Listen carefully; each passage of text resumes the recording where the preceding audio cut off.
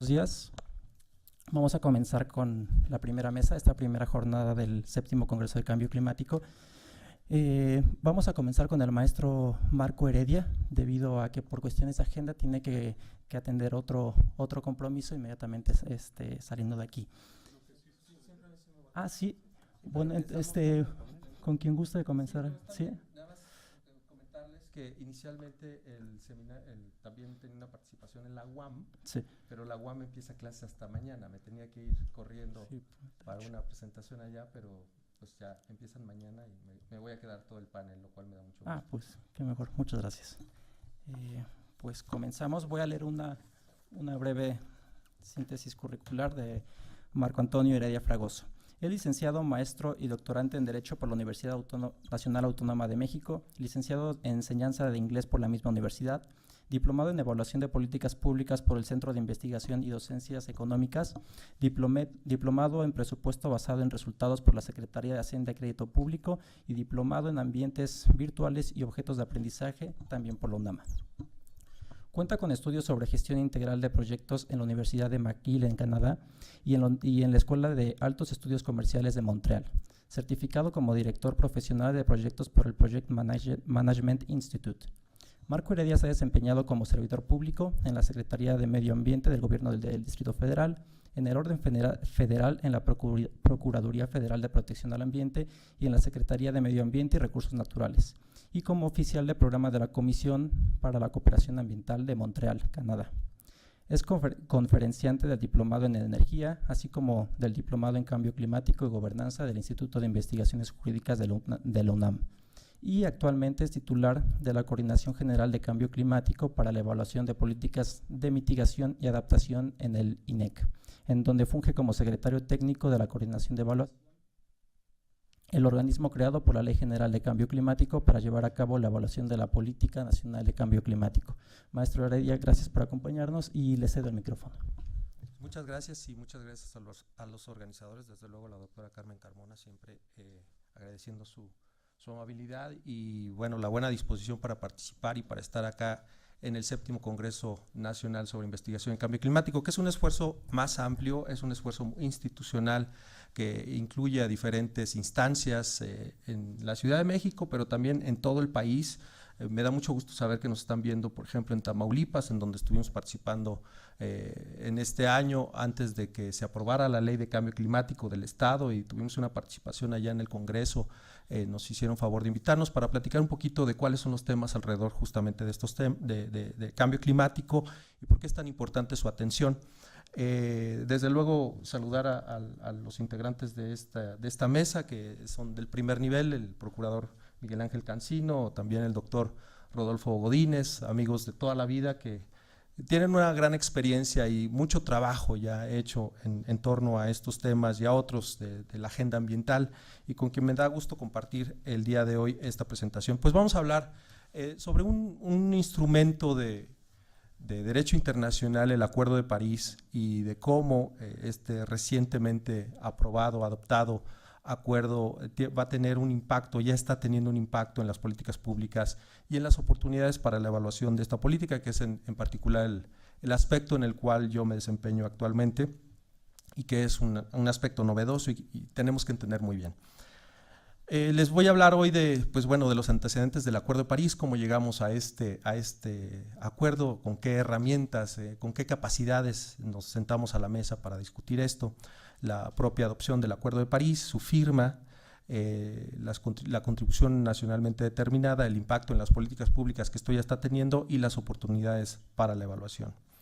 Pues nada más recordar que este Acuerdo de París se enmarca dentro de lo que es el contexto internacional de lo que es la Convención Marco de las Naciones Unidas sobre el Cambio Climático, cuyo fin es el de estabilizar las concentraciones de gases y compuestos, gases de efecto invernadero, buscando impedir esta interferencia antropogénica peligrosa en el sistema climático, considerando un plazo para la adaptación, para asegurar la producción de alimentos, para permitir el desarrollo económico sostenible. A la fecha ha habido 22 conferencias de las partes de este acuerdo, o de esta Convención Marco, adoptada en 1992, en vigor a partir de 1994. La COP23 es en el mes que entra, ya en Bonn, en Alemania, en donde las islas Fiji van a ser las anfitrionas de este evento, pero por la capacidad de un evento de esta naturaleza necesita desarrollarse en Alemania. Pero bueno, también esto es importante porque bueno, actualmente la secretaria ejecutiva de la Convención Marco pues es una mexicana, la embajadora Patricia Espinosa, quien es también una figura muy destacable de este ámbito.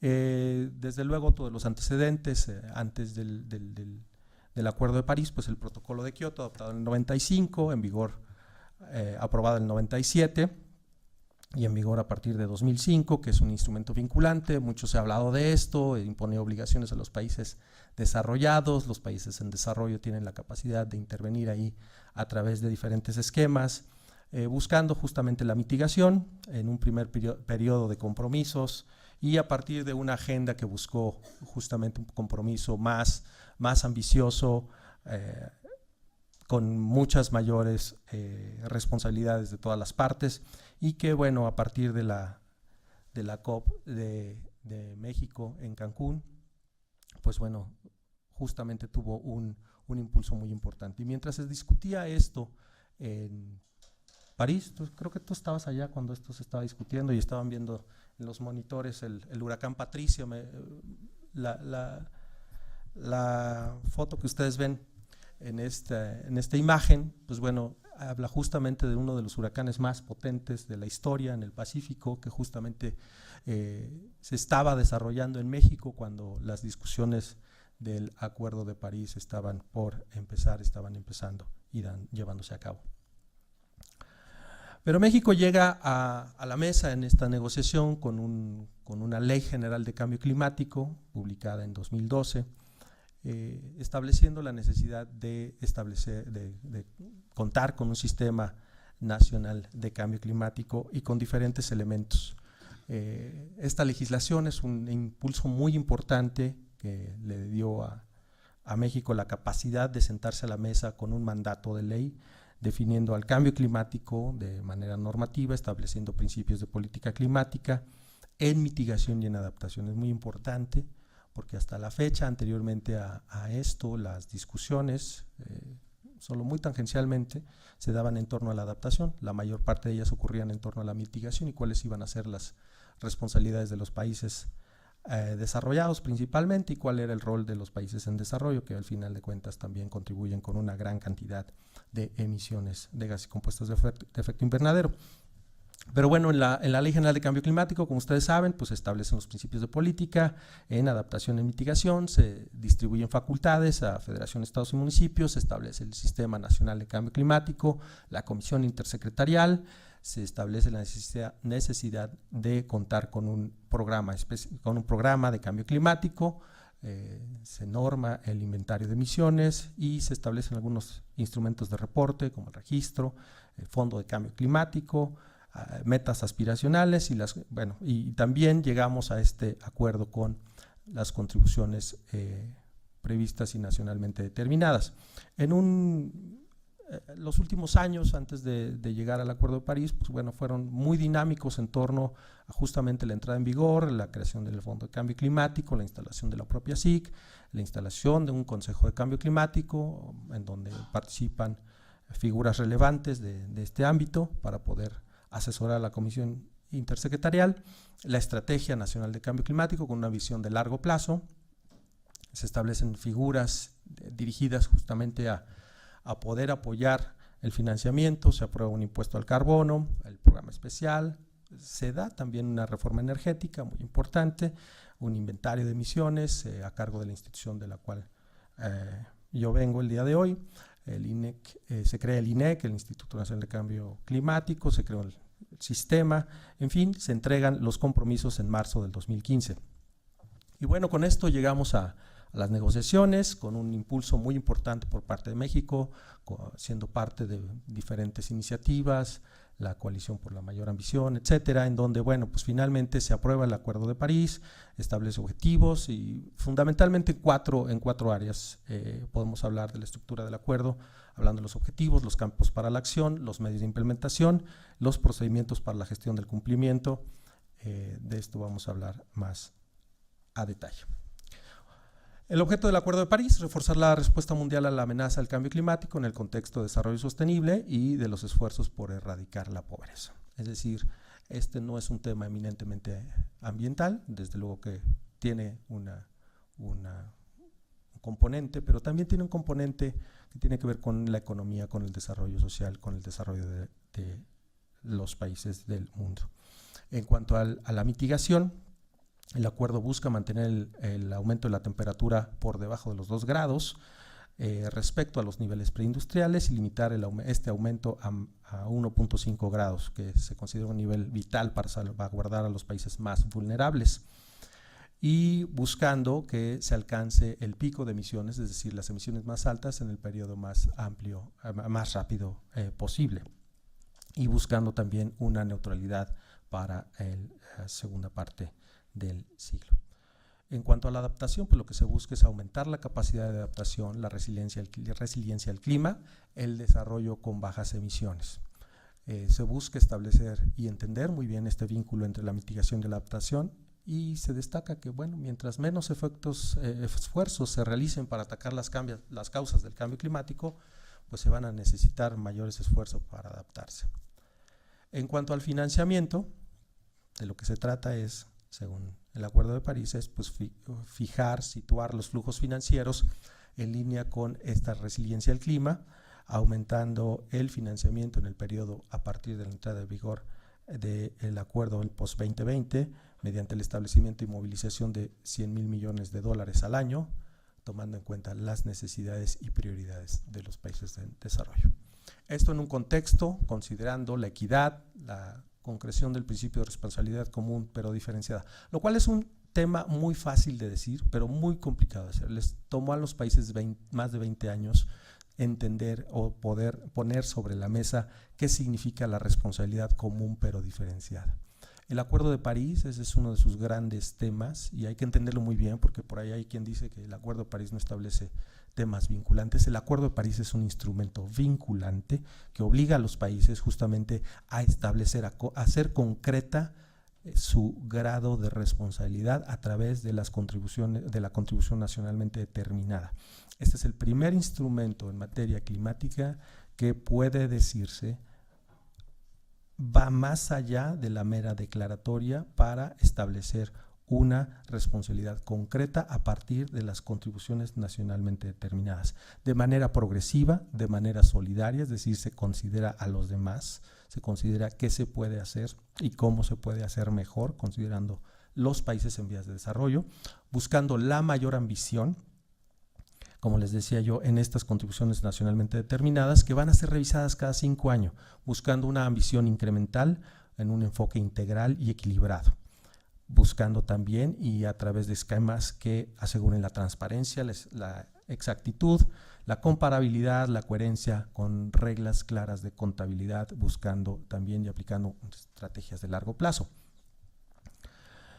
Como les decía, las contribuciones previstas nacionalmente determinadas pues son elementos propias inherentes al Acuerdo de París, artículos 3, 4 por ahí, pueden ver ustedes, que van a irse revisando y se va a tomar en cuenta también este balance mundial para ir revisando cómo se va aplicando y en qué y en dónde se puede aplicar una mayor ambición, abarcando mitigación, adaptación, medios de aplicación y el apoyo.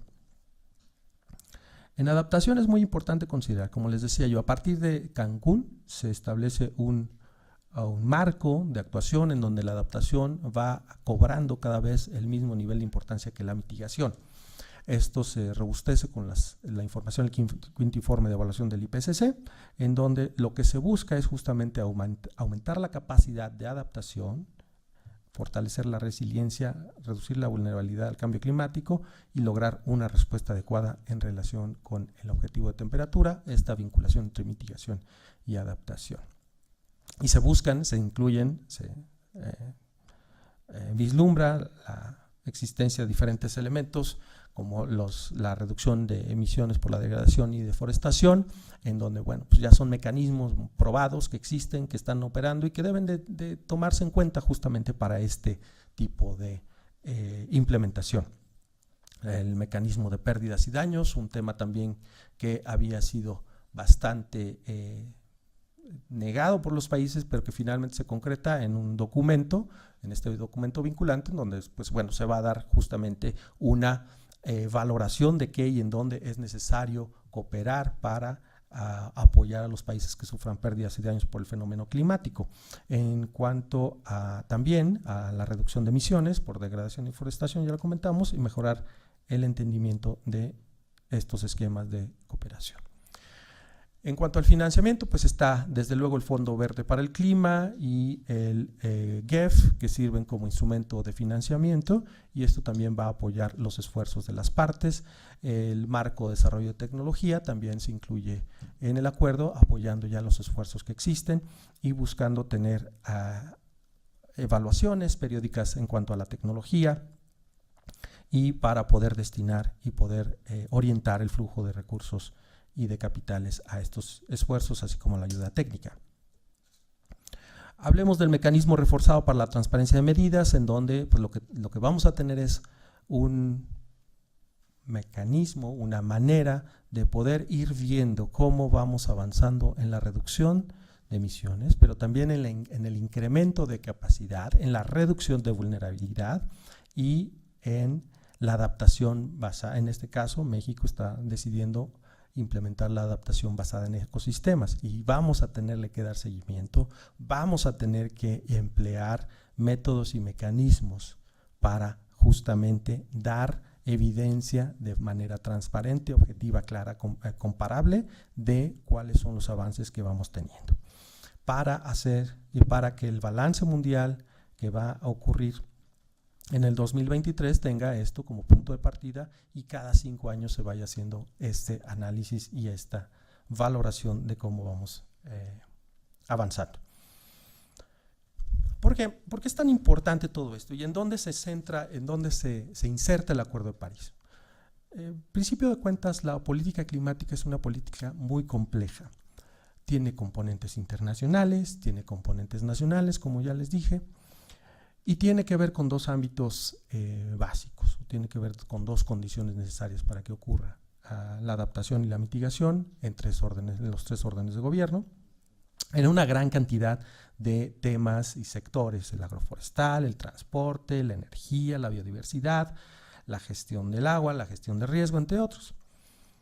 Agregando temas como la incertidumbre, la variabilidad temporal, una diferente escala territorial, y entonces de lo que se trata es ver cómo vamos a acomodar todo esto en los esquemas que tenemos bajo nuestra responsabilidad atender, en donde pues desde luego hay instrumentos de planeación, instrumentos regulatorios, económicos, que apoyan la toma de decisiones, voluntarios, ¿verdad?, intervenciones dirigidas a proveer bienes y servicios, y en todo esto tenemos que demostrar que estamos avanzando, y en todo esto tenemos que ser transparentes porque vamos a estar sujetos al escrutinio mundial.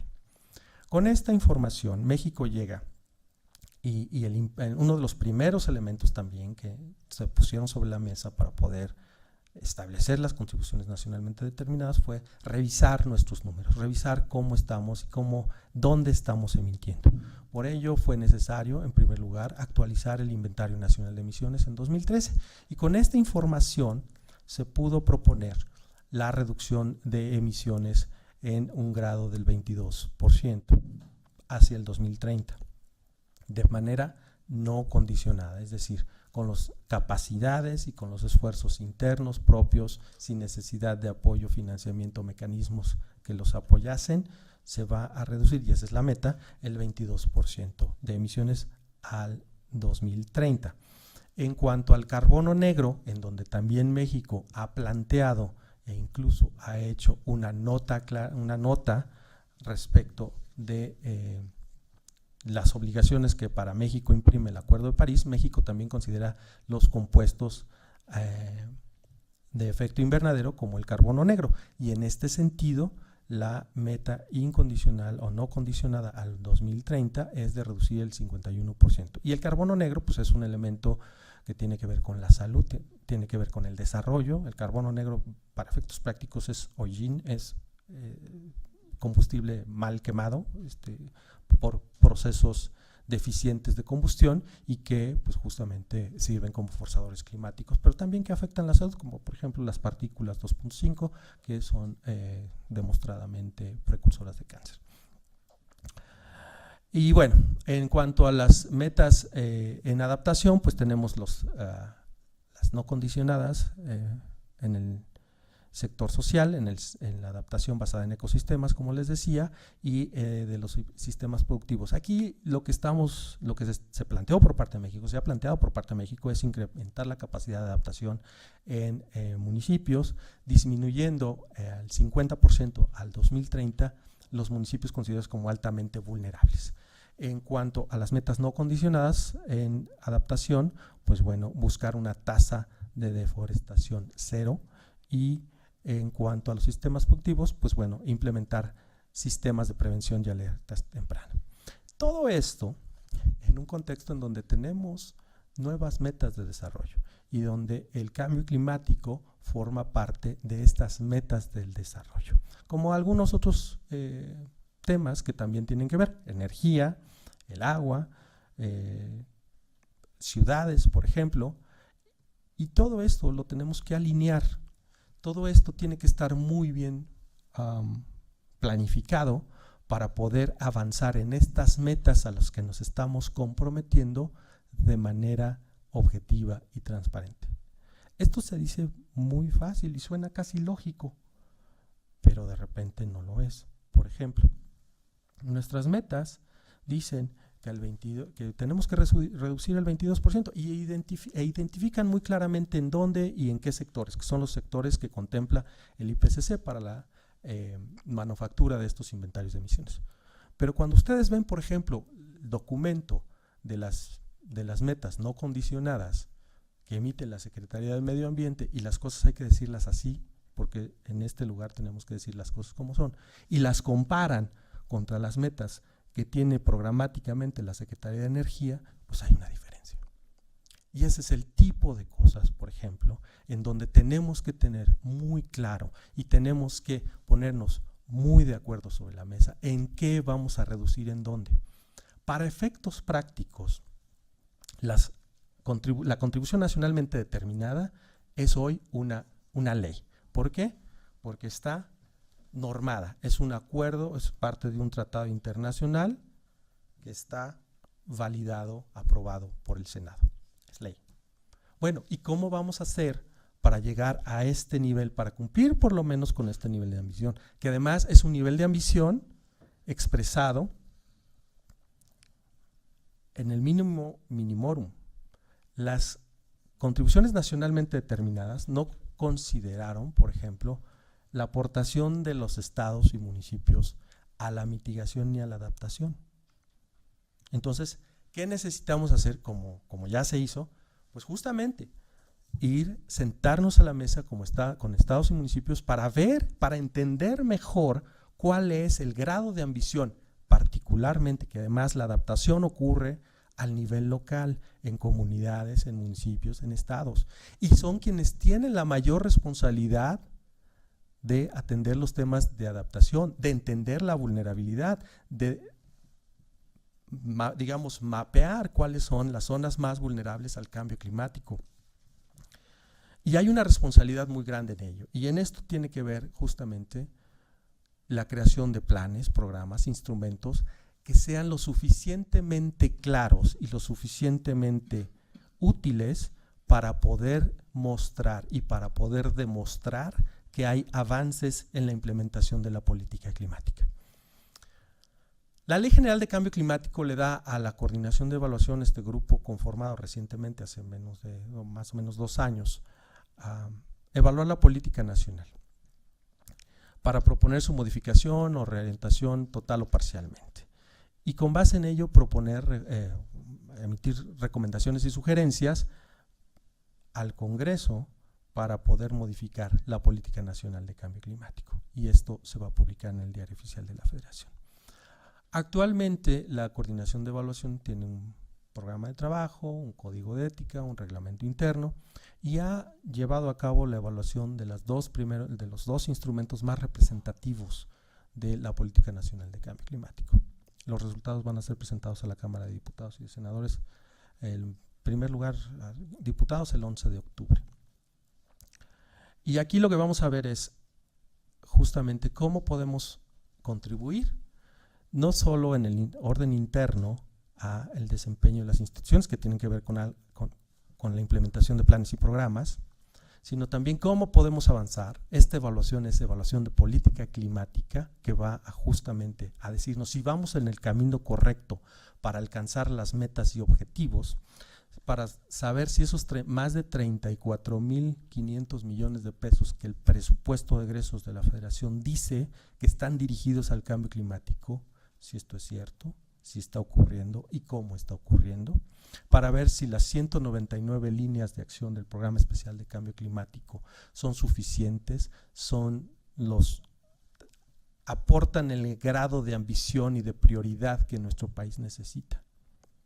Yo les pido que estén muy pendientes al resultado de estas evaluaciones, porque van a ser muy importantes en el sentido de dar luz, de poder informar qué necesitamos y en dónde, para poder ponernos en línea con los acuerdos y con los compromisos derivados de estos acuerdos internacionales, pero también para que el gasto público, para que las acciones que realizamos en el gobierno federal cumplan con los objetivos de política pública, atiendan los problemas de política pública para las y los que fueron diseñados, para que no estemos tirando el dinero sin saber para qué. Es un tema muy importante. De lo que se trata es esto, de lo que se trata es que a partir de mecanismos que nos permitan conocer y evaluar la política pública, tomemos las mejores decisiones y vayamos a un mundo con mayor resiliencia, a sistemas con mayor resiliencia, con bajos riesgos y no nos vayamos al hoyo. Yo con esto termino mi presentación, les agradezco mucho, quedo pendiente a sus preguntas y agradezco bastante nuevamente a ustedes.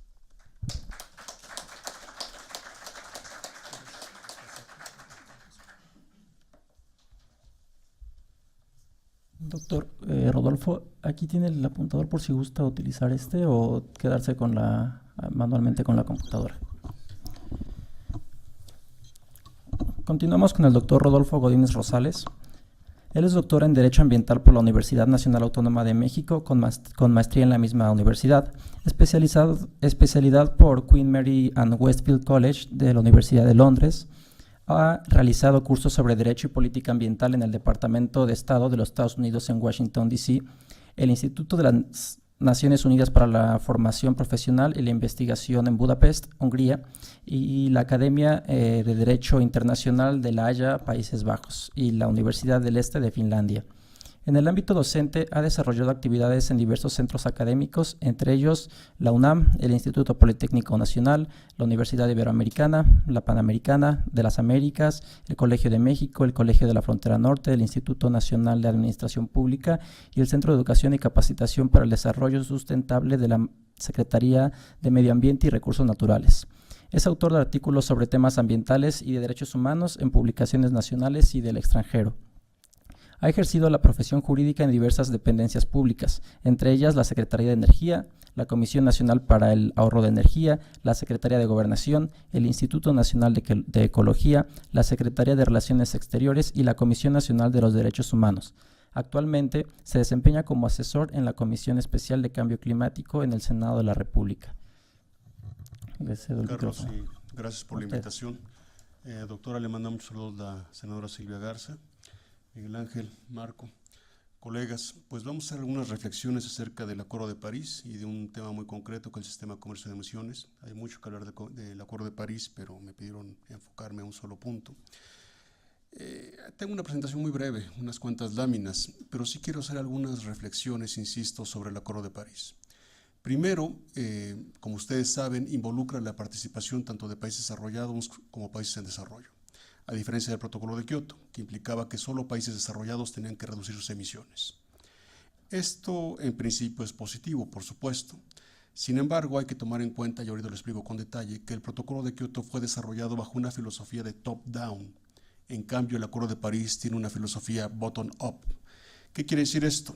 Top-down implica que los países se ponen de acuerdo, deciden cuál es el monto de emisiones que hay que reducir y después distribuyen entre cada país el esfuerzo.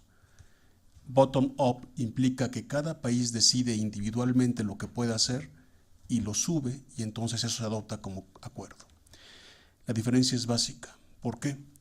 Porque hoy día el Acuerdo de París establece que no debemos sobrepasar un incremento global de la temperatura de 2 grados centígrados, idealmente 1.5 grados centígrados. Pero la suma de todas las metas, de todas las contribuciones nacionales determinadas que nos ha explicado Marco, no nos da para eso, y ustedes lo saben. Hay varios estudios que nos indican que estamos dirigiéndonos a un mundo que no solo no va a llegar a la meta de 2 grados, sino que pueden ser 3 o incluso 4 grados centígrados. Entonces, si ustedes piensan que hemos sufrido muchos desastres naturales y que han sido bastante graves en islas del Caribe, Pacífico, etcétera, pues es solo el principio de algo mucho más grave. Y no es ser alarmista, simplemente es como pudiera ser el futuro climático del planeta.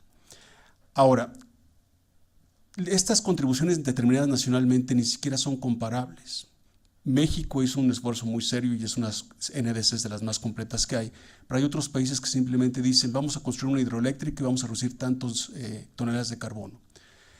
Eso no se compara con las metas cuantificadas que están aquí. Hay otras más como China que habla de intensidad energética, en donde implica que la producción de energía que están teniendo dividida por el número de habitantes, más aparte el futuro desarrollo que van a tener, resulta una media que es bastante modesta, pero son igual metodologías que no son comparables. En otras palabras, el Acuerdo de París tiene metas que no son comparables, que es previsible que algunas de ellas no puedan ser cumplidas, pues que requiere financiamiento y el Fondo Verde del Clima no está financiando todo lo que pudiera hacer, y por lo tanto tenemos un gap o un problema ahí de cumplir con estas metas de mitigación.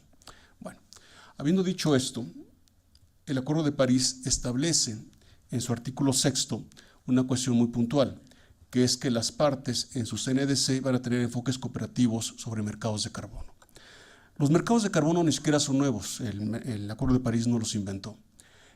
Tienen su origen en diversas naciones. En Estados Unidos, por ejemplo, en la ciudad de Los Ángeles se empezó a trabajar desde hace décadas con un sistema de bubble, es decir, de burbujas. En otras palabras, se veía que había contaminación en una ciudad y esta contaminación tendría que reducirse. Se establecía una burbuja virtual y hacía un cálculo en donde esta contaminación que se generaba en dicha ciudad no tenía que sobrepasar ciertos límites. Y estas burbujas bubble tenían algo que se llama cap. El cap es el límite que no puede sobrepasar la contaminación. Y después viene la parte importante, que es el trade. Por eso se llama cap and trade, es decir, el tope, y el trade es cuando ya no puedes tener medidas propias de mitigación, tienes que intercambiar o comerciar trade con otra ciudad, en este caso era la propuesta de Los Ángeles, para reducir en otras partes la contaminación y que sea acreditable a ti. Pero eso vamos a ir más adelante. Finalmente, los acuerdos lo que hacen es recoger diversas opiniones de las naciones. Son foros, ya lo decía Marco, donde 195 naciones con diversas prioridades de desarrollo, con diversas prioridades para erradicar la pobreza, recursos naturales, etcétera, se ponen de acuerdo sobre un mínimo. Y aquí dice enfoques cooperativos, como los mercados de carbono. Hay países a nivel internacional, estamos hablando de países en América Latina que conforman el bloque ALBA, por ejemplo, Venezuela, Bolivia, Cuba, etcétera. Otros países como Rusia, etcétera, que han sido muy críticos de los mercados. Ya no estoy diciendo de los mercados de carbono, del sistema de comercio de emisiones, estoy hablando de los mercados en general. Es decir, Bolivia o Venezuela han dicho siempre que el tema del cambio climático, y concedo cierta parte de razón, no solo es que se emita la contaminación, sino cuál es el origen de estas emisiones. Pues una sociedad consumista donde generamos productos que tienen esta huella ecológica y, por ejemplo, todos los aquí presentes tenemos un teléfono celular y algunos hasta 2, cuya vida útil por obsolescencia programada o ya sea porque los programas tienen que cambiarse cada cierto tiempo es de 2-3 años en el mejor de los casos. Y cada teléfono celular que estamos desechando, por poner un ejemplo, entre los miles de objetos que utilizamos a diario, genera una huella ecológica y esa huella ecológica finalmente es producto de una necesidad de consumo. Necesito cambiar de ropa cada verano y cada otoño. ¿Por qué? No porque la ropa deje de ser abrigadora o deja de tener un color, sino porque simplemente alguien quiere que compre más ropa o que tenga un teléfono nuevo, etcétera, un carro nuevo. El punto aquí es que estos mercados, entonces, pues no hubo manera de que hubiera un consenso en París, de que todos los países dijeran que los mercados son positivos. Entonces, el artículo 6 establece opciones. Si tu grupo de países estás a favor de que haya medidas de mercado, entonces ustedes pónganse de acuerdo y establezcan este sistema. Si ustedes no quieren hacerlo, no lo hagan, y entonces tenemos un mundo dividido entre países que sí quieren el sistema de comercio de emisiones y países que no lo quieren. Y hay una larga discusión filosófica detrás de cada uno de estos puntos. Ahora, el NDC, lo digo así porque es más común en inglés, el National Determined Contributions de México, establece que sus metas nacionales, como el 22% que hablaba Marco, pueden incrementarse en caso de contar con recursos adicionales, transferencia de tecnología y un precio internacional del carbono. Insisto, existen mercados de carbono funcionando. El más claro ejemplo, y ahorita lo vemos, es el mercado europeo, que tuvo varias ups and downs, altas y bajas. Entonces, ¿existe un precio internacional del carbono? Sí, sí existe. ¿Está dentro de la contribución de México contemplado que México pueda participar? Sí, porque hay una voluntad política. He de decir voluntad política general, porque también hay empresas en México que son muy críticas del sistema de comercio de emisiones, y vamos a revisarlo. Bueno, esta gráfica de IETA es un organismo internacional que se dedica justamente al comercio de emisiones, nos indica cuáles son los países que tienen ya estos sistemas o que están desarrollando los mismos. Entonces, en azul hay sistemas que ya están en marcha, como pueden ver toda la Unión Europea. Suiza, que no es parte de la Unión Europea, pero evidentemente tiene mucho comercio con estos países, pues lo tiene también. Estados Unidos no a nivel federal, pero sí ciertas ciudades, ahí lo pueden ustedes ver, y estados, California, Washington, de la costa este es el RGGI, Canadá en ciertas ciudades también, Quebec, Ontario. Vean que ahí hay una flecha amarilla, se puede distinguir entre California y Quebec porque tienen un sistema de metodología bastante similar. Y hay esfuerzos también en Sudáfrica, etc. Entonces, hay una gran cantidad de países que además vean bien cuáles son sus PIBs, sus Productos Internos Brutos de cada uno de ellos, es decir, Estados Unidos, Canadá, Europa, pues son países que generan una gran cantidad de bienes y evidentemente una gran cantidad de emisiones, entonces están comerciando entre ellos. Ha habido problemas, por ejemplo, en la Unión Europea, les explico rápidamente, aunque muchos de ustedes son expertos. Cuando ustedes plantean el bubble, es decir, la burbuja sobre cierta, en este caso no una ciudad, en este caso industrias, pues tienen que decidir cuál es el tope máximo de emisiones. Y tienen que decidir a cada empresa cuánto le tienen que otorgar. Y esa decisión hay varias metodologías técnicas, pero también hay cuestiones políticas. En España, por ejemplo, se hizo, en inglés se llama esta división grandfathering. Es uno de los mecanismos que implica otorgarle a cierta industria, por sus antecedentes de producción, ciertas toneladas de dióxido de carbono que puede estar emitiendo ahorita y que a futuro se espera que emita.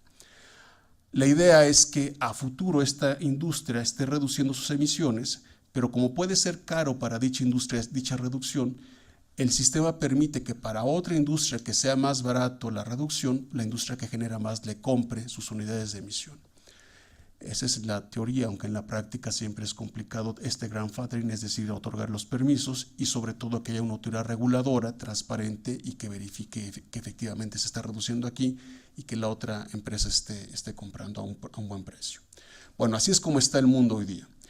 China pues tiene proyectos pilotos muy importantes, sobre todo en ciudades muy puntuales. Lo que pasa es que en China hablar de ciudades medianas son ciudades de 10 millones, de 20 millones, cuando aquí en México pues una ciudad, la más grande ciudad tiene 20, 22 millones con su zona conurbada. Entonces es un universo completamente distinto.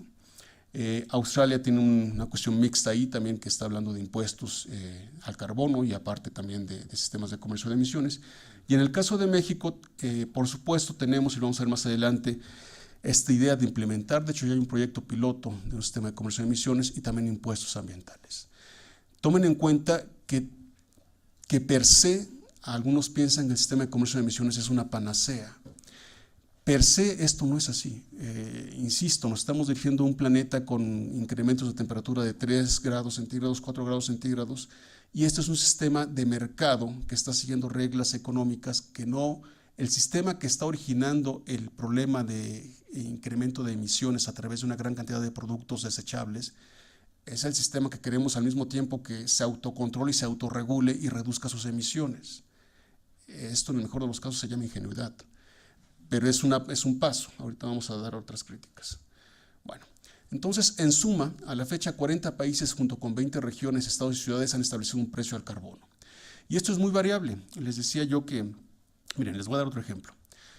Y hago un pequeño paréntesis. Cuando la Unión Soviética, en ese entonces, hoy día Federación Rusa, negoció el protocolo de Kioto, de repente, y ahorita les digo por qué, tenía una gran cantidad de emisiones no emitidas que quería vender a la Unión Europea.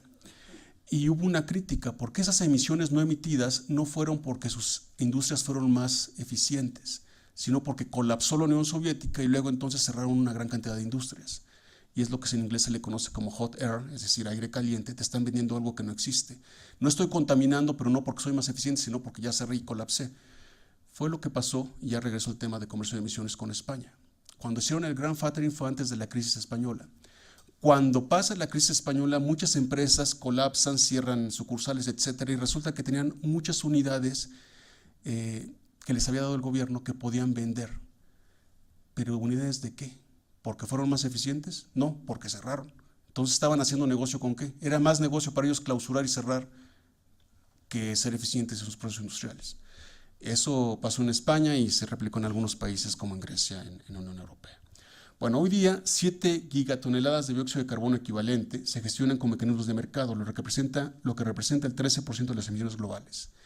En otras palabras, aun cuando el sistema de comercio de emisiones fuera 100% efectivo, aun cuando lográramos que estos países que vieron ustedes iluminados y que otros países se convencieran del sistema de comercio de emisiones en Latinoamérica, Pacífico, etcétera, aún así no estamos dirigiendo más allá del 13% de las emisiones globales. Entonces, no es la panacea como algunos tratan de hacer valer. Aunque sí es un negocio. Finalmente, ¿qué es lo que ustedes están vendiendo cuando ustedes tienen un sistema de comercio de emisiones? Cuando hay un comercio tradicional, pues yo tengo un teléfono y le vendo a usted un teléfono y hay una cosa física que usted está comprando. Si tengo manzanas, le vendo manzanas. En el sistema de comercio de emisiones le vendo algo que no he emitido. O sea, un pedazo de aire de contaminación que no he emitido y por lo tanto al no generarse usted me paga. Es una commodity, como los hidrocarburos, como lo que les he mencionado. Bueno, ahora, nuestro quinto informe de gobierno, recién emitido en septiembre de 2017, habla por una parte del mecanismo de desarrollo limpio, y esto es un paréntesis porque voy a regresar al sistema de comercio de emisiones en la siguiente lámina, y de las NAMAs, las National Appropriate Mitigation Actions. El protocolo de Kioto establece el MDL y esta es la filosofía anterior. En otras palabras, que los países desarrollados invertían para que los países en desarrollo redujeran sus emisiones. ¿Por qué? Porque el protocolo de Kioto solamente establecía que las emisiones tenían que disminuirse en países desarrollados. Y por lo tanto, si Estados Unidos, no Estados Unidos no es ejemplo porque no era parte del protocolo de Kioto, si Europa quería reducir sus emisiones, cualquier país, Reino Unido, Francia, etcétera, y le era muy caro hacerlo, tenía que invertir en México, en China, Brasil, etcétera, que finalmente los chinos y los brasileños se llevaron una gran cantidad de proyectos. El MDL sigue vigente, ha habido algunas voces por ahí que dicen que con el Acuerdo de París el MDL no está vigente, no sé dónde sacan eso, porque evidentemente sí lo es. Y hoy día México tiene 203 proyectos con la reducción de emisiones que ustedes ahí se manejan. Ahora, tanto el MDL como los NAMAs están registrados ante la Convención de Naciones Unidas de Cambio Climático. Luego entonces hay una autoridad nacional designada que tiene que reportar. Ustedes no pueden llegar a Naciones Unidas y decir, tengo un proyecto de reducción de emisiones en mi granja porcina en Michoacán y por lo tanto voy a registrarlo directamente en Naciones Unidas. Tiene que pasar por una autoridad nacional en México o en cualquier otra parte y esa autoridad mexicana les da una carta de aprobación y la carta de aprobación ustedes ya la llevan a Naciones Unidas a través de un tercero verificador. Pero bueno, entonces tenemos proyectos de reducción de emisiones a través del mecanismo de desarrollo limpio, tenemos proyectos de reducción de emisiones a través de NAMAs, y en el caso mexicano hasta septiembre de este año se están reportando 28 acciones, 15 de las cuales están ya registradas directamente en Naciones Unidas a través de estos terceros verificadores. Bueno, ahorita regreso a esto, pero lo que dice precisamente el informe acerca del comercio de emisiones, y me voy a permitir leer lo último nada más. Se tiene programado que durante el primer semestre de 2018 esté publicada dicha regulación y hacia el segundo semestre inicie la fase piloto. La regulación que permite concretar las disposiciones del Acuerdo de París sobre comercio de emisiones, que como hemos visto simplemente es una línea que dice que hay enfoques cooperativos y cada país lo va a implementar. Ahora, hay muchas pláticas, el gobierno mexicano con California, que es un sistema muy avanzado, con Quebec, con la Unión Europea. ¿Para qué? Para atraer a la industria mexicana. La industria mexicana tiene serias dudas de que si le conviene o no participar. Si reducen, ¿a quién le van a vender? Entonces hay muchos que están viendo el mercado de California, justamente porque el mercado de California tiene una metodología bastante clara y cercana incluso a lo que vende en México hacia Estados Unidos, y que pueden entonces vender esas commodities, esas reducciones. Pero sumándole más complejidad a esto, el Acuerdo de París per se incluso tiene deficiencias hacia la negociación futura.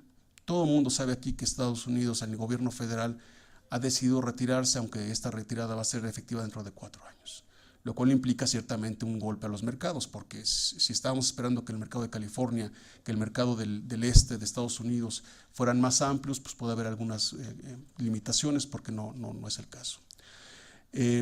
Y ahora, de aquí, de 2017, bueno, desde que se adoptó el Convenio de París de 2015 hasta 2020, se van a estar negociando algo que se conoce en inglés como el Rule Book, es decir, los lineamientos para implementar el Acuerdo de París.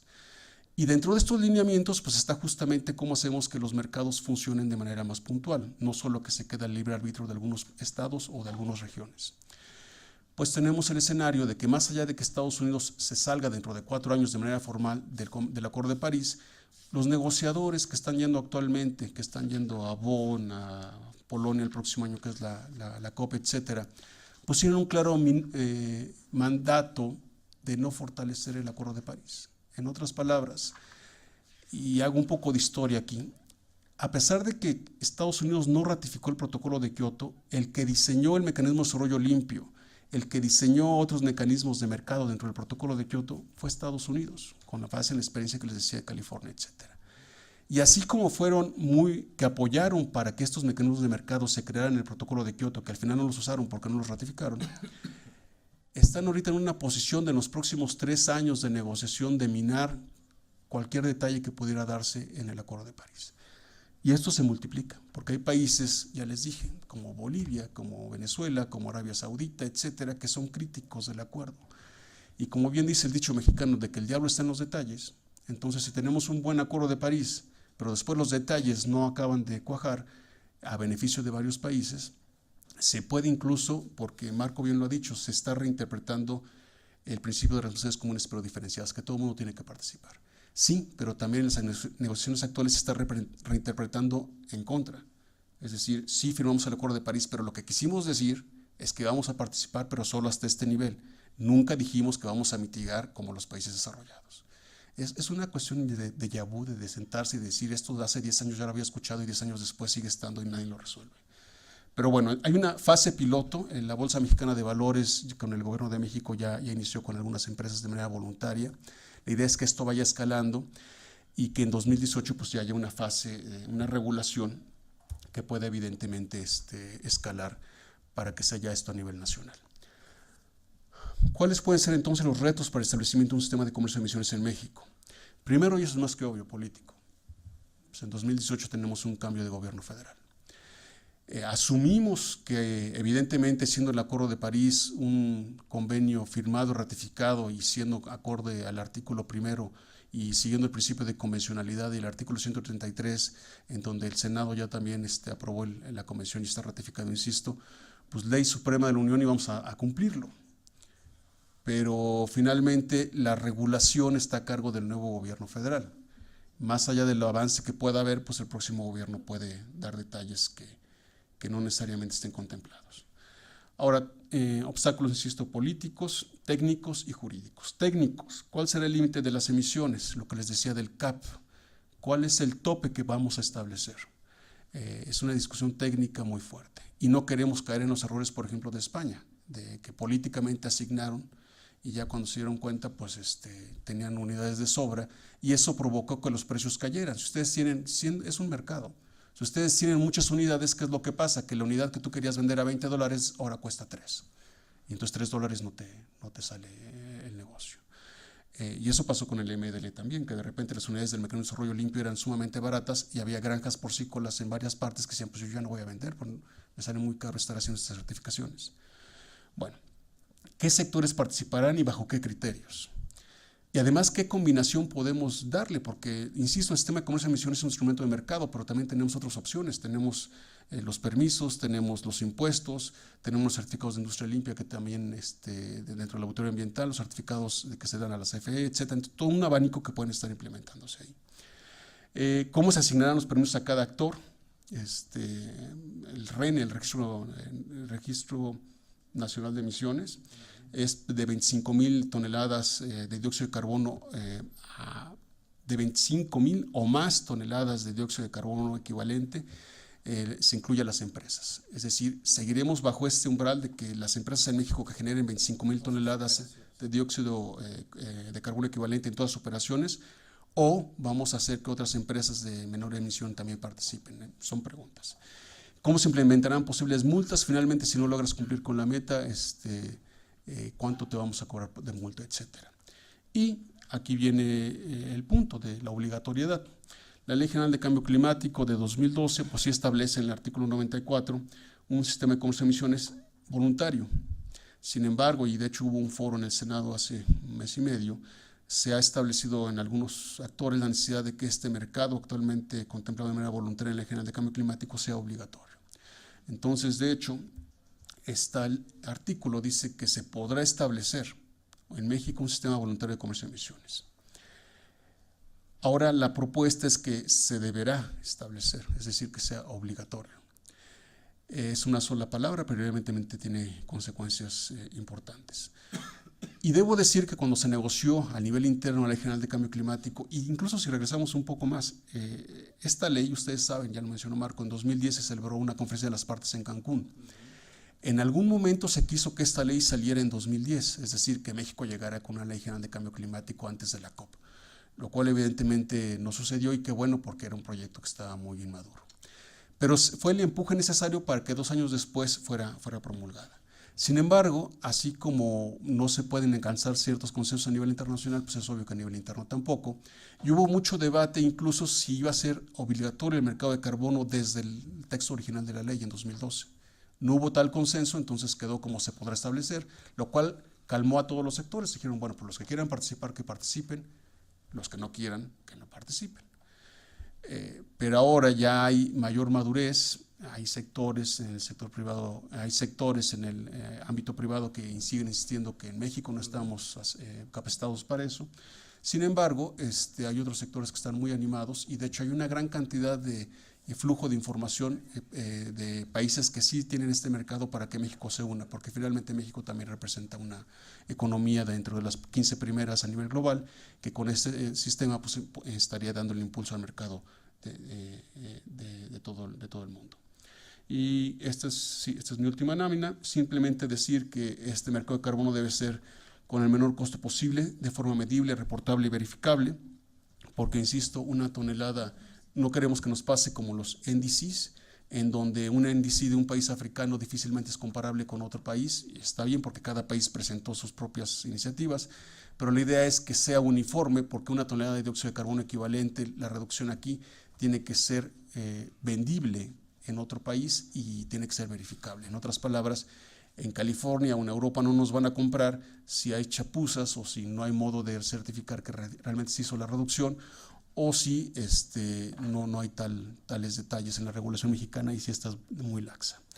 Bueno, pues esta es la presentación. Quedo solo de esta para preguntas y respuestas. Gracias.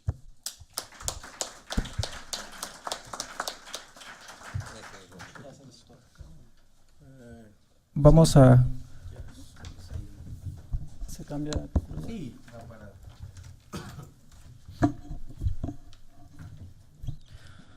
Bueno, en lo que hacemos el cambio, les leo la semblanza curricular del procurador Cancino.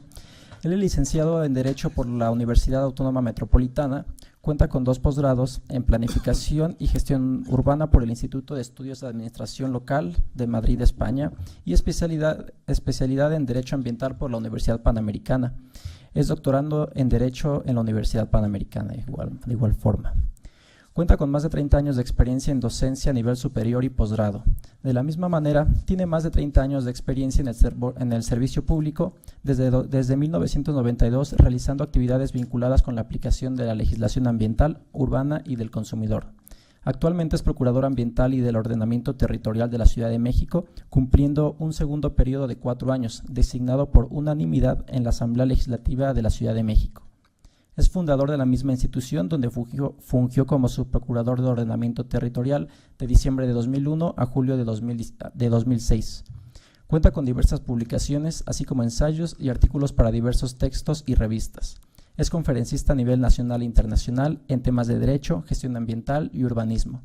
En noviembre del año 2015, la Universidad Paulo Freire de Nicaragua le otorgó el doctorado honoris causa en Humanidades por su labor nacional e internacional en favor del acceso a la justicia ambiental como derecho humano.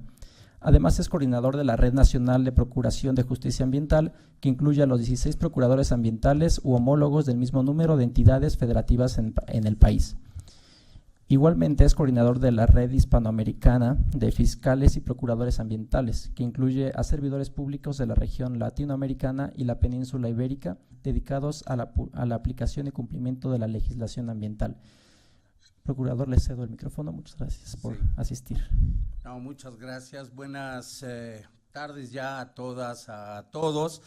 Por supuesto, agradecerle a la doctora Carmona, a nuestro Instituto de Investigaciones Jurídicas, la posibilidad de estar charlando aquí con ustedes y por supuesto felicitarlos no solo por la organización de este 7º Congreso Nacional de Investigación en Cambio Climático, sino por la difusión que le dan, como ya nos explicaba la doctora Carmona al inicio de la sesión. La verdad es que este es un tema que amerita mucha reflexión por los retos que tenemos enfrente y espero que no nos quedemos con una posición muy pesimista, Rodolfo.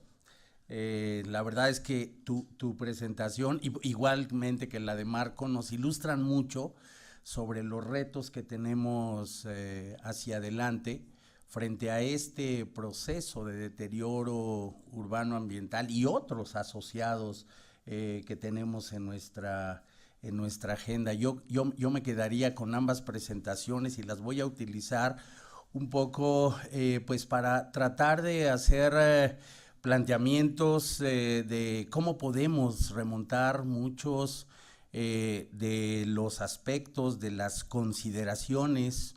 Bien decía al final Rodolfo en su presentación, tanto políticas, técnicas, jurídicas frente al problema del cambio climático.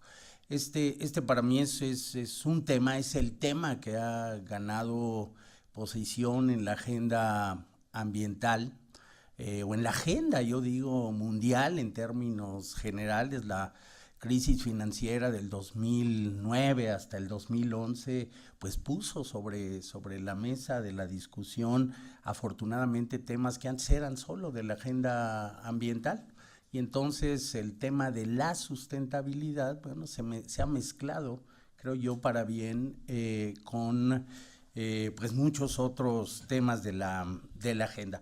Yo quisiera en este contexto pues irme un poquito más arriba en los retos que tenemos frente a lo que se denomina o lo que los abogados podemos denominar la juridificación del Acuerdo de París.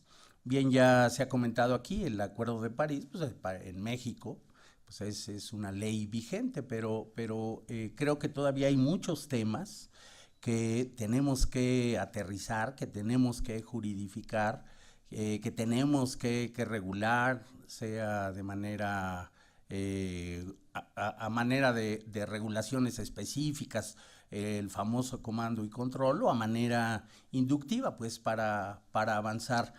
Yo creo que en este caso, temas como el cambio climático, pero reitero también otros procesos de deterioro que estamos viviendo a nivel global, pues tienen que ser revisados y tenemos que repensar cuáles son las instituciones, cuáles son los marcos jurídicos que nos están permitiendo caminar o no.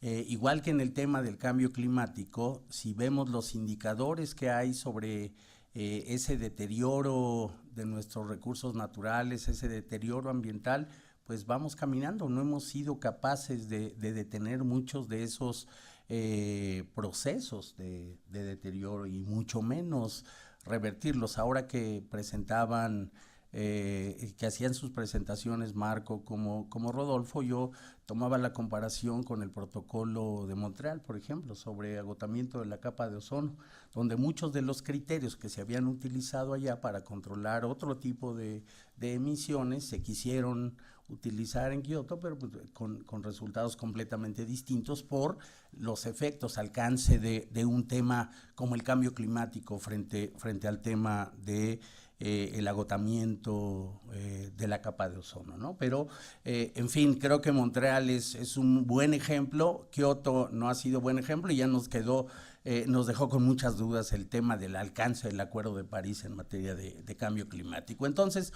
yo quisiera pues hacer frente a ustedes un planteamiento, de hecho es un planteamiento para el fortalecimiento de la gobernanza. Yo creo que si queremos avanzar en muchos de los compromisos adquiridos por nuestro país a nivel del Acuerdo de París, pues tenemos que revisar nuestras instituciones jurídicas y tenemos que revisar nuestras organizaciones encargadas de la aplicación de esa normatividad.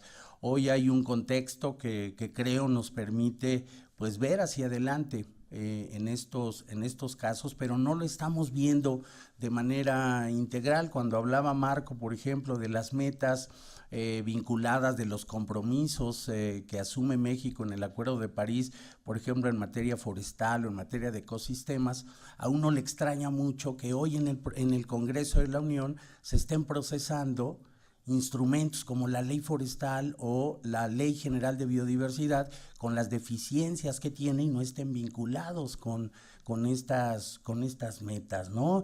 Estamos también frente a un ejercicio para contar con una nueva ley en materia de aguas, pero también vemos que pues hay muchas deficiencias, o por lo menos algunas deficiencias, algunos temas que deberíamos estar repensando. Por eso las 7 consideraciones que yo planteo en mi presentación, pues lo que buscan es darle ese ropaje al fortalecimiento de la gobernanza, y yo les diría con un enfoque fundamentalmente hacia el territorio.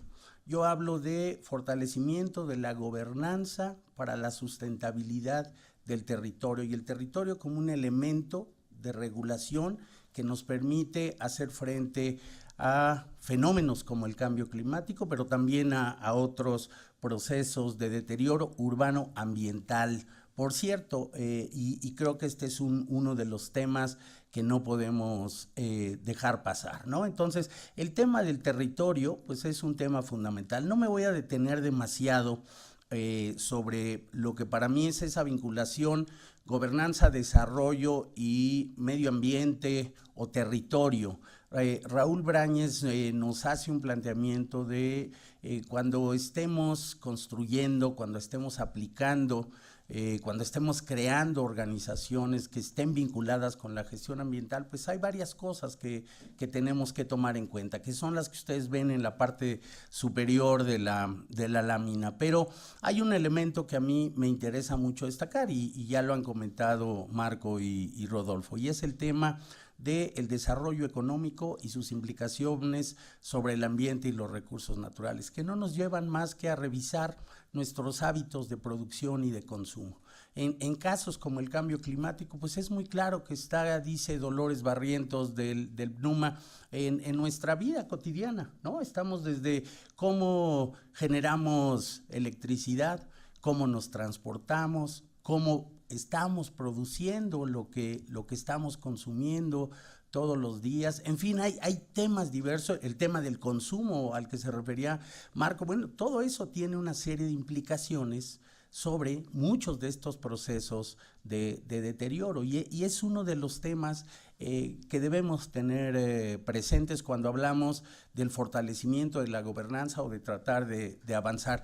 En fenómenos como el cambio climático, evidentemente hay que distinguir jurídicamente pues, entre ese concierto internacional y el nacional, y hay que reconocer en cambio climático las limitaciones que tenemos. Podemos contar con un marco jurídico muy avanzado, podemos tener reglas muy rigurosas, instrumentos inductivos muy importantes, pero habrá que ver cuál va a ser el impacto realmente sobre ese proceso al que nos estamos enfrentando. Si no somos capaces como humanidad de estar vinculando estas dos dimensiones, en casos como este, pues sí vamos a enfrentarnos por lo menos en los siguientes 100 años o menos quizá, a escenarios un poquito más complicados, pero lo que nos genera alguna esperanza es que creo sí estamos ya en una etapa en donde estamos revisando cuál es la implicación de nuestros hábitos de producción y de consumo. Ahí sí creo que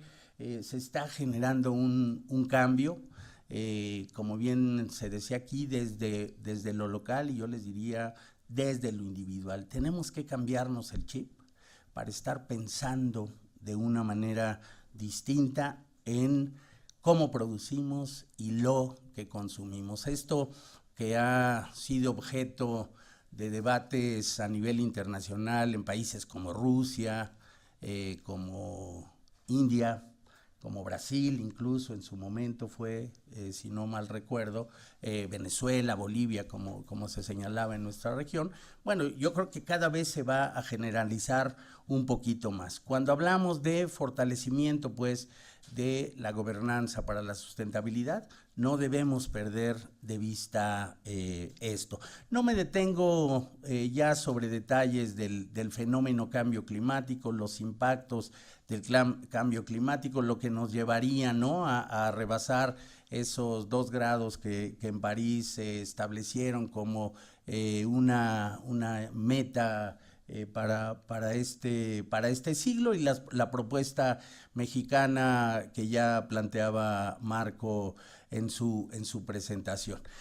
Segunda premisa, y esta yo siempre la planteo, cuando hablamos de fortalecimiento, revisión de la normatividad, establecimiento de políticas, estrategias, pues yo siempre lo veo en función de estos 3 tipos de indicadores: indicadores de presión, indicadores de estado e indicadores de respuesta. Si queremos avanzar con cambio climático y otros procesos de deterioro, tenemos que identificar muy claramente, y aquí creo que para el caso mexicano, el Acuerdo de París, los compromisos adoptados, aunque de manera limitada, tienen ya un buen nivel de incorporación a la toma de decisiones.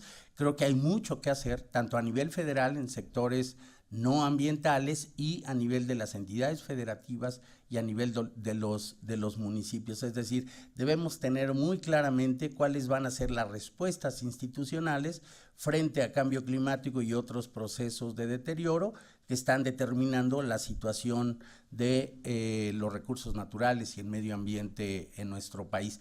Esto, por cierto, de repente no lo toman en cuenta tanto en el Ejecutivo como en el Legislativo al momento de tomar decisiones, ¿no?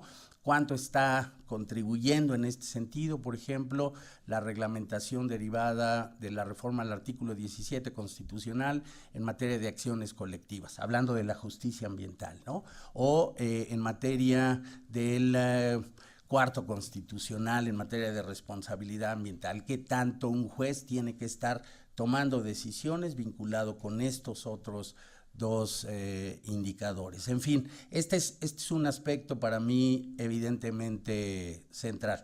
Y no me detengo más, evidentemente desde el punto de vista institucional, pues hay avances, indudablemente en los últimos 20, 25, quizá 30 años, ¿no? El cambio climático era pues un tema que hace 30 años pues ni siquiera lo teníamos bien identificado, ¿no? La doctora Carmona, que es de las primeras abogadas que se dedicó a estos temas, bueno, pues hasta donde recuerdo platicábamos y el tema del cambio climático no era un tema de nuestra agenda. Y esto pues evidentemente ha cambiado y hoy hay una serie de retos en particular. ¿Cuáles son estas 7 consideraciones que desde mi punto de vista debemos tener en cuenta para avanzar en una gobernanza para la sustentabilidad? Pues son estas que ven ustedes ahí y de manera muy breve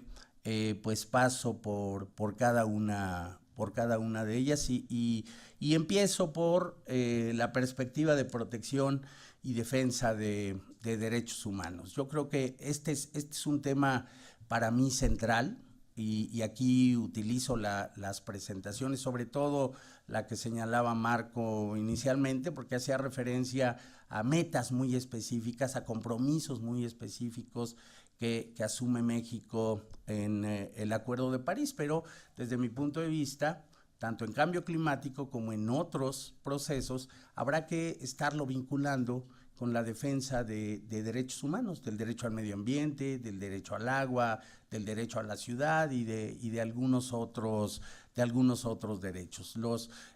La noción de derecho humano creo que tiene que ser un elemento que nos esté permitiendo identificar políticas públicas, que nos esté permitiendo identificar acciones muy concretas y sus repercusiones, sus alcances respecto de estos derechos humanos. En materia, por cierto, de cambio climático, la ley del 2012 ya abre la posibilidad, ya nos da la posibilidad ahí, igual que otros ordenamientos, plantea que uno de sus propósitos es garantizar el derecho al medio ambiente sano, como dice nuestra Constitución, pero aquí la pregunta es sí y cómo, ¿no?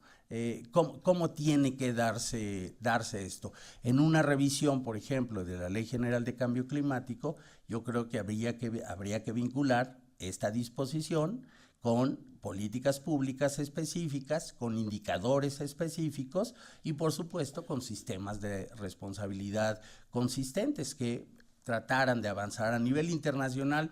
Pues evidentemente hay ya algunas referencias pues muy claras de cómo poder avanzar en esto y aquí creo que ya se señalaba también la ley general vinculado con derechos humanos, pues nos puede dar luces sobre, por ejemplo, la pregunta ¿qué tanto la política pública está contribuyendo a reducir la vulnerabilidad de cierto tipo de grupos, ¿no? Es decir, o la política de mitigación, en fin, hay preguntas que nos podemos hacer, hay un control legislativo, ciudadano, si ustedes quieren, pero que a partir de la denominación derecho humano podemos ir avanzando y para mí es un tema central, no solo en el tema que nos ocupa, sino en otros ámbitos de la vida pública.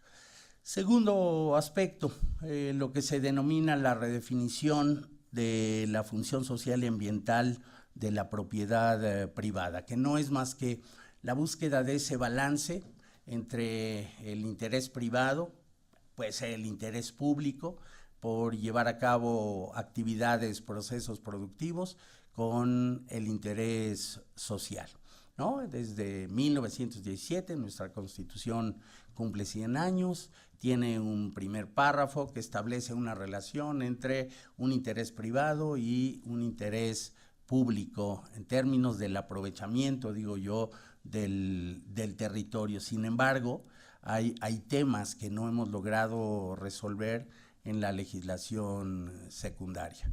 En nuestra Ciudad de México, por ejemplo, bueno, pues, el tema del desarrollo inmobiliario frente al derecho de todos los habitantes en la ciudad, ahora que estamos viendo grandes desarrollos de todo tipo en nuestra ciudad y mucho más ahora con los sismos, bueno, se está cuestionando dónde está el equilibrio entre el interés de los particulares por llevar a cabo un desarrollo económico en materia inmobiliaria con el derecho que tenemos todos los demás, ¿no? Lo mismo puede pensarse o puede plantearse en otros sectores económicos, particularmente el sector energético, por ejemplo, ¿no? Yo creo que en el sector energético hay desbalances entre lo social y lo privado. El sector energético, desde mi punto de vista, ha sido un sector descuidado desde el punto de vista de la búsqueda de estos equilibrios, y basta ver el alcance de los transitorios de la reforma constitucional entre el derecho del propietario al suelo y el derecho que tiene la persona que va a explotar un hidrocarburo en cualquiera de sus formas, que tiene que ver, por cierto, con procesos como este, ¿no? Entonces, no hemos sido capaces de establecer esos balances, ¿no? Esta dimensión de la biodiversidad como un capital del cual los seres humanos podemos aprovechar, pero sustentablemente, creo que está hoy rebasada. Por cierto, la iniciativa de Ley General de Biodiversidad permite la minería en áreas naturales protegidas, ¿no? Por ejemplo, es uno de esos temas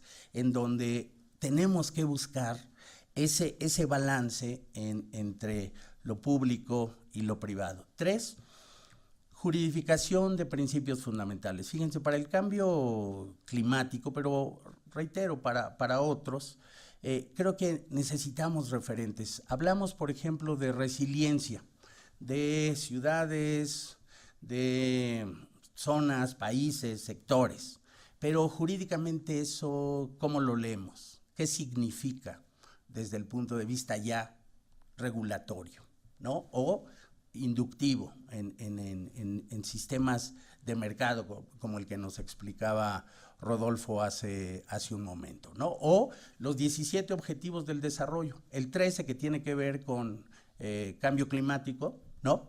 El 13, ¿cómo lo vinculamos con esos otros objetivos de desarrollo? El Programa de las Naciones Unidas del Medio Ambiente ha hecho un ejercicio bien interesante en la vinculación, pero eso no tiene hoy una expresión en nuestra normatividad.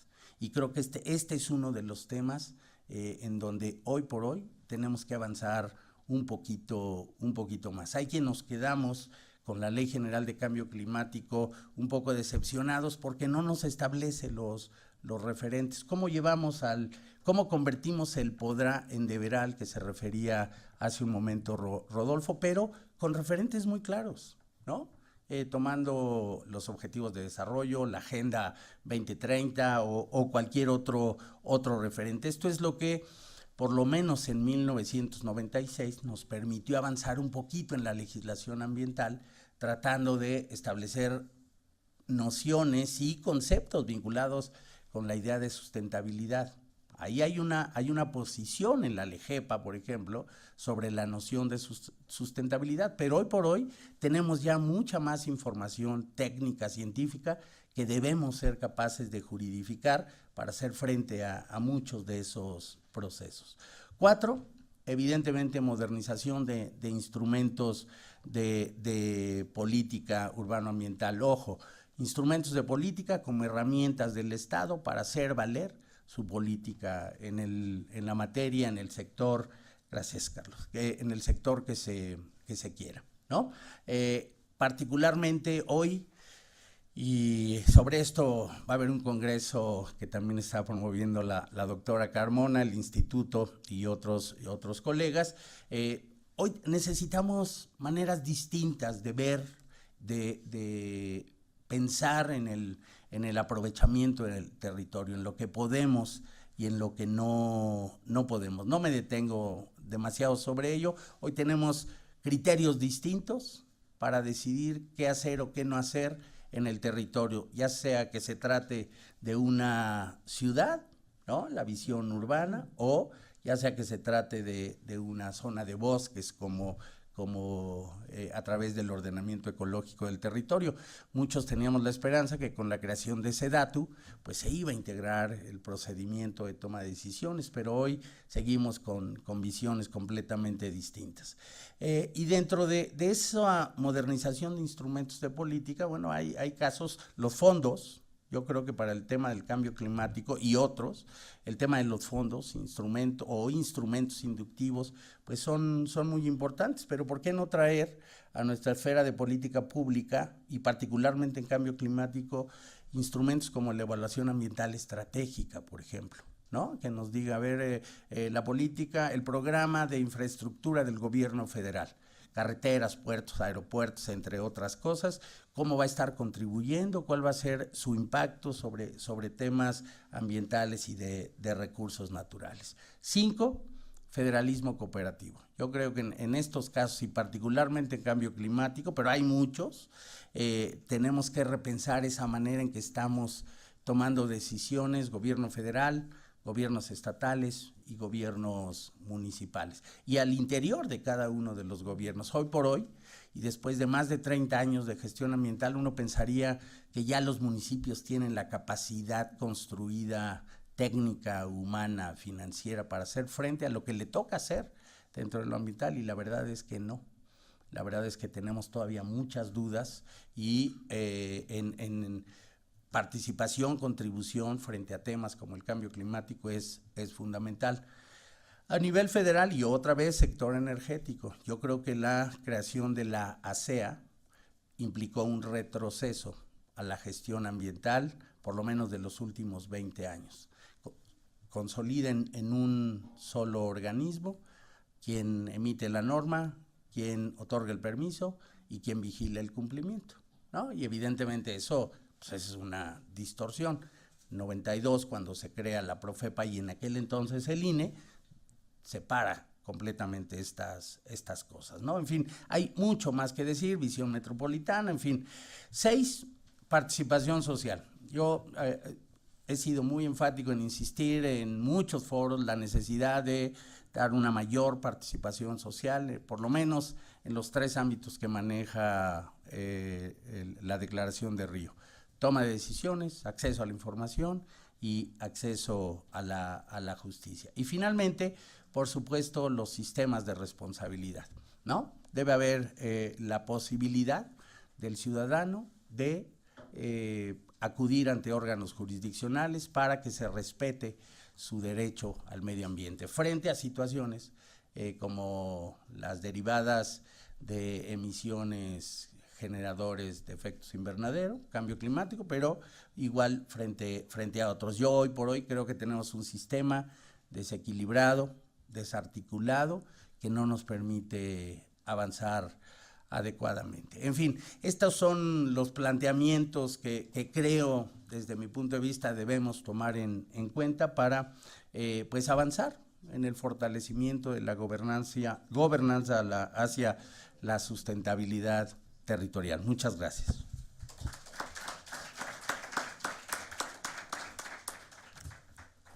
Muchas gracias, procurador.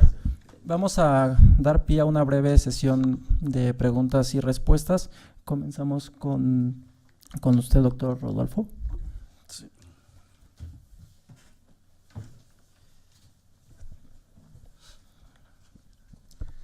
Sí. Se pregunta acerca de... Bueno, nada más quiero aclarar, es cierto lo que menciona Miguel Ángel acerca de la Ley General de Biodiversidad. Fue aprobada la semana pasada en un dictamen de la Comisión de Medio Ambiente y Recursos Naturales. Afortunadamente tiene que pasar por la Comisión de Estudios Legislativos primera en el Senado, de ahí pasar al Pleno, de ahí pasar a la Cámara de Diputados. En nuestro grupo hemos estado en contra de esa disposición, con muchas otras, de que haya explotación minera dentro de las áreas naturales protegidas. Entonces hay ocasiones, al menos 3 oportunidades más para que eso no pase como tú lo mencionas. Tenemos confianza en Rodolfo. Gracias. Ahora, la pregunta es, ¿qué tanto el comercio de emisiones es un incentivo perverso, ya que fomenta el lavado verde? Y también, ¿qué tanto el comercio de emisiones ha dilatado la inversión en energías renovables? Ambas preguntas son pertinentes porque, en efecto, no estamos dando el salto transformacional de una política gris a una política verde. En otras palabras, este greenwashing, en donde las empresas buscan participar en el sistema de comercio de emisiones no porque sean más eficientes, sino porque obtienen ciertas etiquetas, ciertos logos que los hace verdes, aunque no necesariamente, insisto, estén reduciendo las emisiones como deberían de hacerlo. Hay empresas mexicanas que son transnacionales que están perfectamente adaptadas a los mecanismos del sistema de comercio de emisiones, porque en Europa ya tienen sus mecanismos hechos de esta manera, en Estados Unidos en ciertas ciudades, en el este o en California. Y sin embargo es curioso que esas empresas en México no lo quieran hacer. Es decir, tienen un greenwash en otros países porque además no les queda otra opción y aquí no lo desean hacer. Entonces sí es una preocupación real de que sea simplemente un maquillaje verde, un green make-up, el de algunas empresas que con este sistema de comercio de emisiones quieran tener esa característica.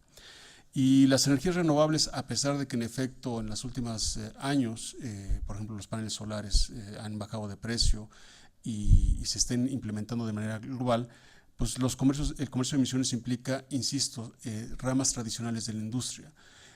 Por ejemplo, la Comisión Federal de Electricidad, pues evidentemente si quisiera reducir sus emisiones requiere hacerlo, pero energías renovables no le basta. Luego entonces sus inversiones tendrán que ser sobre la planta que ya tiene, la planta industrial que tiene, que insisto no está basada en energías renovables. Lo mismo Pemex, etcétera. Lo que necesitamos, insisto, es una cuestión transformacional en donde consumamos menos hidrocarburos y además electricidad proveniente no de combustibles fósiles. Y el sistema de comercio de emisiones no está diseñado para eso, lamentablemente. Es una cuestión que tenemos que atender cuando sea la regulación aquí interna. Gracias.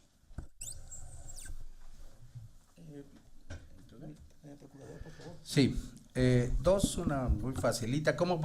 ¿Qué podemos hacer ante al vaso de la Ley General de Biodiversidad, Paulina Rodríguez? Yo te diré ahí más que, por lo pronto, hacer del conocimiento de los tomadores de decisiones, pues las dudas que hay acerca del contenido de la ley. Y hay muchas más. Yo espero que los tomadores de decisiones, los legisladores, en este caso los senadores primero y después los diputados, pues sean sensibles a los distintos temas que están ahí detrás del proyecto. Es un tema en donde hay que avanzar, pero creo que hay que hacerlo con calma, ¿no?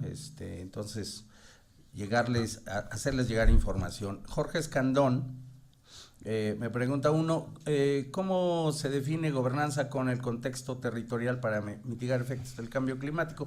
Gobernanza la tomo como la construcción institucional, la generación de condiciones a través del marco institucional, jurídico y orgánico, por así decirlo, que con énfasis en el territorio te permite hacerle frente a cambio climático y otros fenómenos.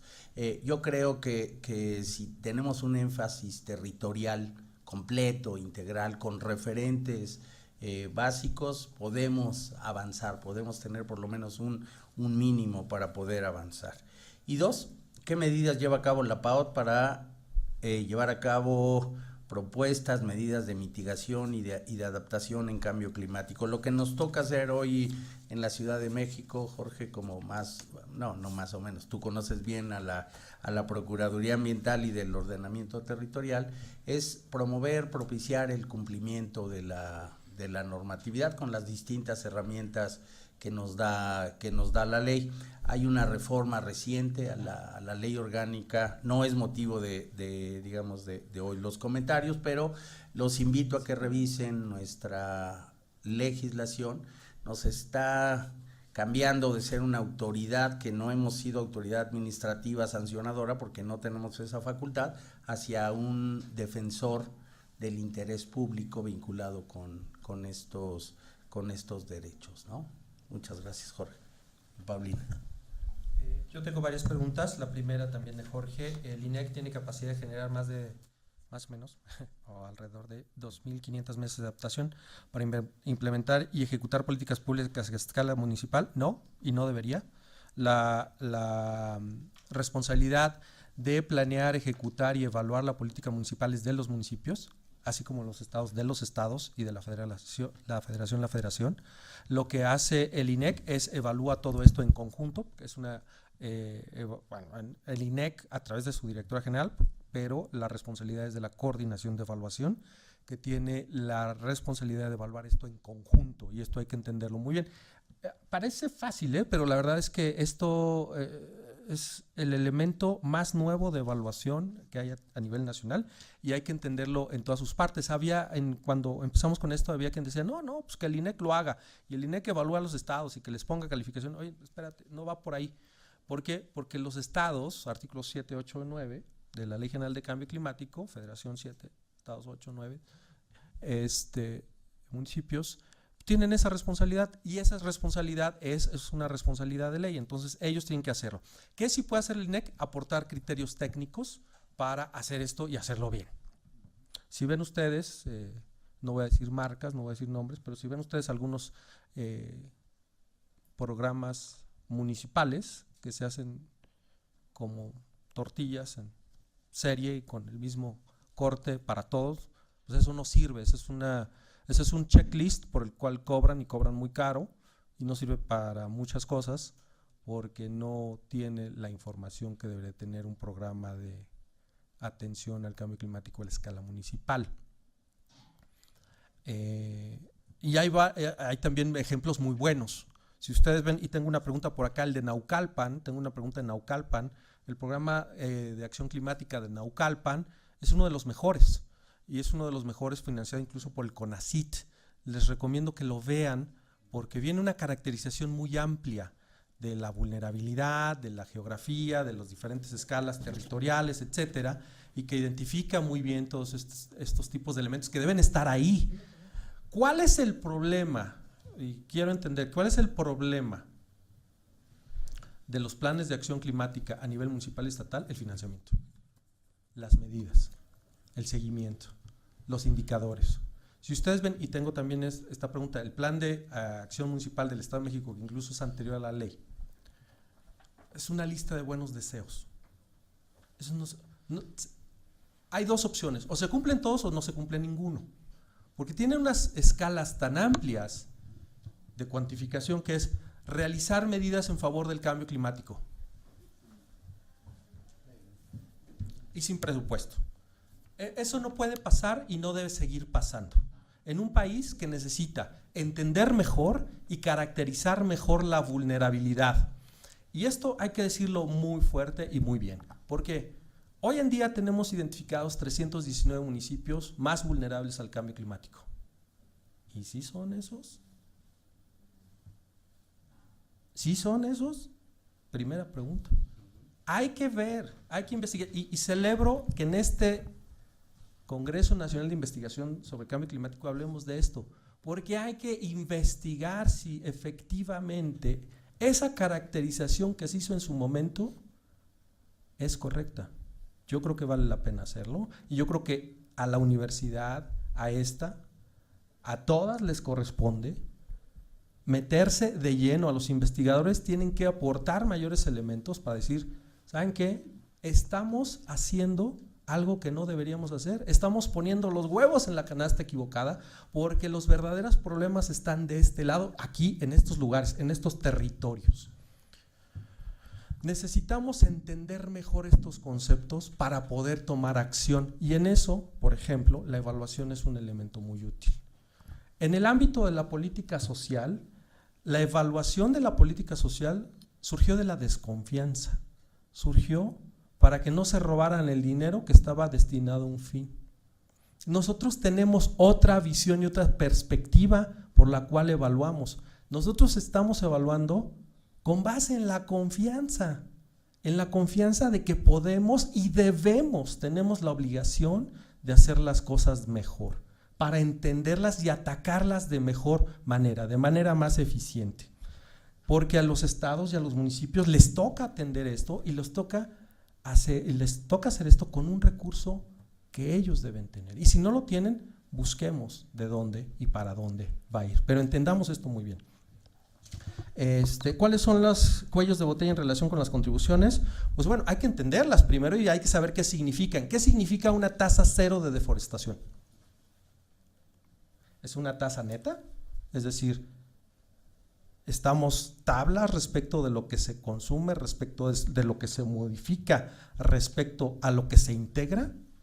¿Eso es la tasa cero de deforestación? ¿O quiere decir, ya estamos bien degradados y bien deforestados, ya no más? ¿Qué quiere decir? Esos son los verdaderos temas que ahorita necesitamos ya estar revisando. Lo que no podemos hacer es seguir teniendo programas especiales de cambio climático que tengan líneas de acción, midiendo reuniones de trabajo. Eso no puede pasar, ¿eh? Eso ya no debe pasar. Y en ese sentido tenemos que ponernos todos, la sociedad, la academia, los investigadores, las pilas, las instituciones, para vigilar que eso no ocurra. Eso, el número de convenios, indicador 10 del PEC, número de convenios que se celebren con las entidades federativas o con los municipios. Eso no puede seguir pasando, por Dios, no puede seguir pasando. Estamos tirando el dinero o lo estamos poniendo en el mal lugar. Estamos midiendo todo lo que está ocurriendo, todo esto que les dijimos se mide en número de convenios. No es posible seguir atendiendo y atacando los problemas públicos con una falta de planeación y perspectiva de ese tamaño. Me dicen aquí el PINC de la UNAM, el PEAC del Estado de México, publicado y que se emitió una autorización de 30,000 viviendas. El gran reto es transversalizar la política de cambio climático, que los que hacen casas, que su trabajo es hacer casas y generar las condiciones para que haya casas, tomen en cuenta variables de cambio climático. Lo que no puede seguir ocurriendo es que se hagan de la vista gorda o que volteen para el otro lado.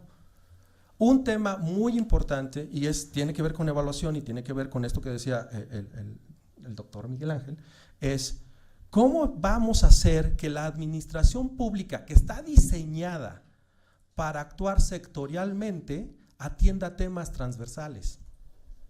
Esto se dice fácil, pero no ocurre, porque el que hace casas se dedica a hacer casas, y el que hace kilowatts hora de energía o gigawatts hace energía, y no le importa si las energías renovables. Él dice, yo tengo una demanda que va a seguir creciendo de aquí al 2030 casi al doble, y tengo que producir como sea, usando carbón, usando combustóleo. Bueno, ok, vamos a quitar 2 o 3 termoeléctricas que usen combustóleo. Ok, gas natural. Oye, ¿y de dónde lo vas a traer? Si ya no hay aquí, pues lo importo de países tan lejanos como Qatar,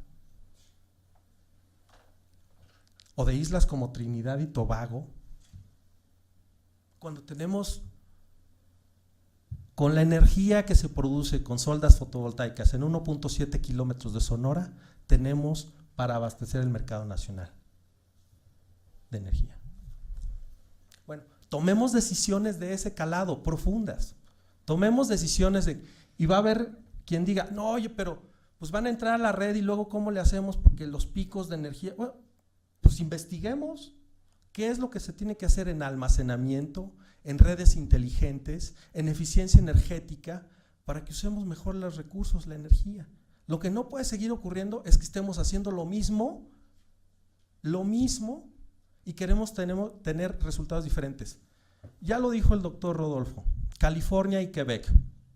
Quebec, las ganancias de energía por venta de energía eléctrica de Quebec al año son más de $4,000 millones. Le vende energía a Estados Unidos, al este, Nueva York, Vermont, toda la parte este, Massachusetts.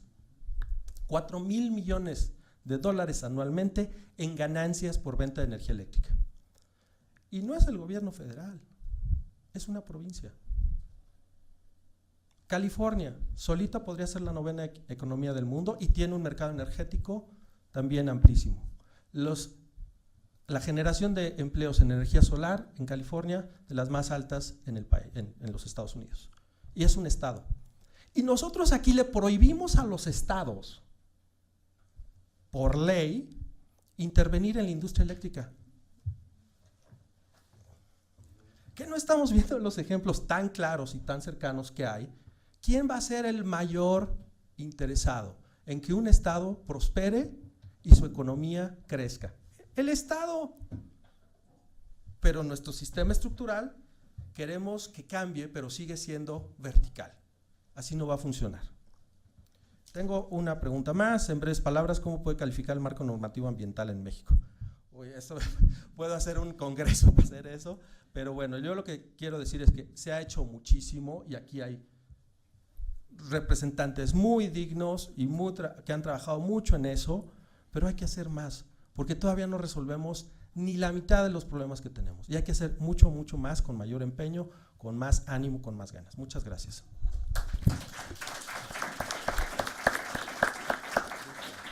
Bueno, pues cerramos esta mesa.